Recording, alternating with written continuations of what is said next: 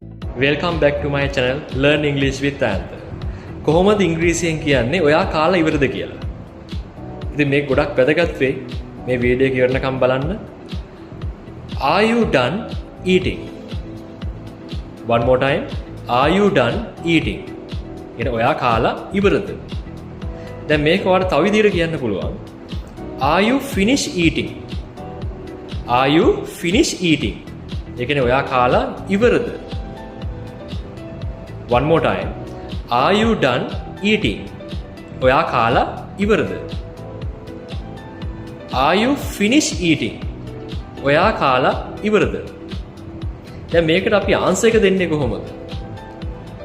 ඔයාට ආන්සර් එක දෙද්දී ඔයාට කියන්න පුළුවන් I'm done eating. මම කාලා ඉවරයි. I'm done eating. මම කාලා ඉවරයි. නැත්නම් ඔයාට තව විදිහට කියන්න පුළුවන් I'm finished eating. මම කාලා ඉවරයි.